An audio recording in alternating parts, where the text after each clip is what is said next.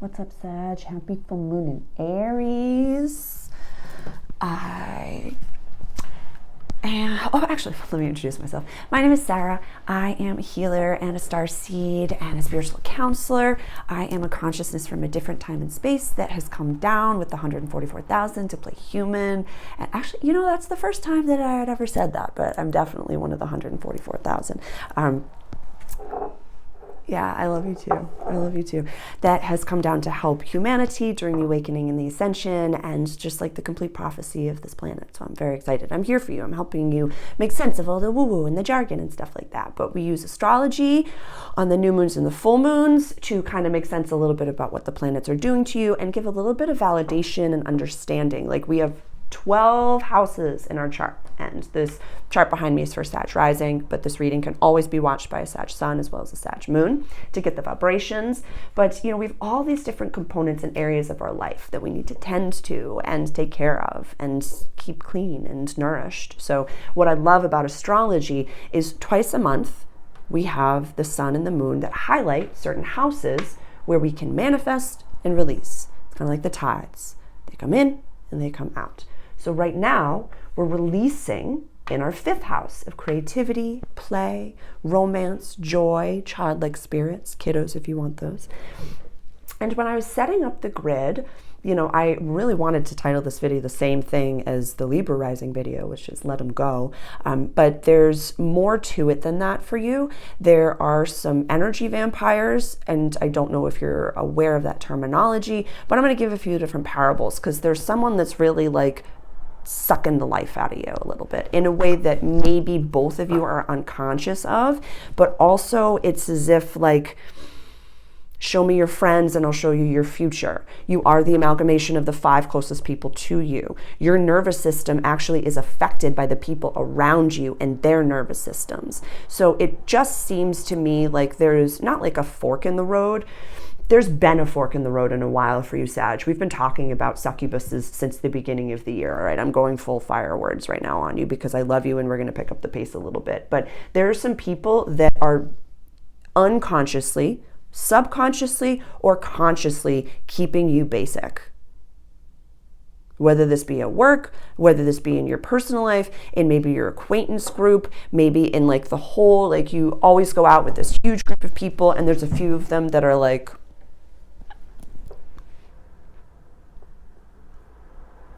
and it's, I don't like the witch hunt of like, you're a narcissist, you're a narcissist, you're a narcissist. But those that have narcissistic tendencies can be very lovely and delicious. And when you're their favorite, you don't give a fuck about how they treat other people. You don't even think of it. You're not even conscious of it.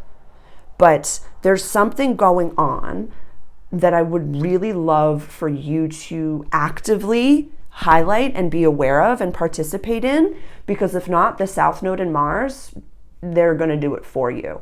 It's like, or the South Node in the Sun, something's going to put you in a situation that you're like, shit, these are the people that I'm hanging out with. This does not align to me. This does not align. And the way that, and I don't know if this was your video, I don't remember, but there was someone that I was talking to about this in the last few weeks, and it's really what I'm seeing, because like we have the North Node and Chiron retrograde in the same house, in the sign of Aries. So there's a significant amount of activity that's going on in your house of creativity and play. And this is, the perpetual kiddo. This is like my natal sun and is conjunct Jupiter in that house. So like, it's like, you fun, do this, have a great time, all this stuff. But this to me is like, this might've been you last month. I don't remember. I'm sorry. I wish I could. But this to me is like, you're out with these friends groups. You're just like, I don't want to show up. I don't like these people anymore. This does not vibe with me. And then all of a sudden, like somebody's busting out drugs that you really are like, whoa, what's going on here? Somebody like it's like deep, dark shit. And you're just like, why am I in this room? It was 4:44 when I said that. It was like 4:44 on the timer when I said that. So just like be cognizant of that.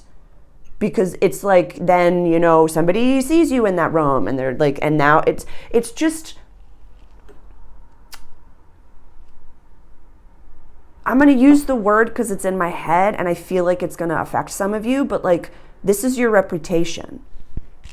This is your reputation. We have Lilith at the very top of your chart. I have an entire video and an introduction to Lilith, so definitely go check that out. But when Lilith goes into Virgo over here, Sag, like, you're meant to be seen in a capacity. If you're here with me, you're a leader in your life, and you're meant to be standing on a stage, on a platform. You're meant to have an audience, whomever. And, you know, this is Libra season, so it's either going to be good or bad. Good or bad. And there's a collection of both of those. The scale's never like, okay, we're balanced. It's a constant ebb and flow. So just look at, what am I doing and why? The biggest part, the hardest part of your awakening is going to be your FOMO. It's built in to this pilgrimage that you have to go on. It's built into your awakening. To be like, oh, there's dancing and partying and drugs and fun and everything's great over here. You're really going to leave this to be spiritual? My ear is ringing. You're really going to leave this to be an authentic person? To go drink healthy, like non-fluoridated water? You're going to drink bottled water? How cute. Oh my God, how cute. Oh, you're going woo-woo on me? It's like, yes, actually, I have. And I'm going this way. Without any of you. I need you to walk alone, maybe, or walk away. Or just be aware. Full moon is so bright in the sky, you don't even need lights on outside. You can just literally walk up the steps. God's highlighting something for you. God's highlighting a person, a situation, situationship, a thing, something that says, don't do that shit anymore. Stop gossiping. Stop bickering. Stop it. Sag, I love you. Stop it. This is a harsher reading, but it's only because there is something happening that you're not fully seeing, but there's a part of your gut that's like, something's going on. I'll leave you with this, and I've given you this parable so many times. So we are animals. It's our reptilian brain that tells us that we're the least adapted animals on this planet, solely based on the fact that we have to wear clothing. We are not acclimated to our environments naturally.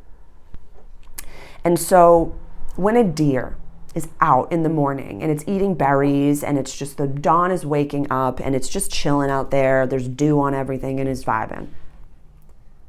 And the deer senses that there is a wolf. What does the deer do?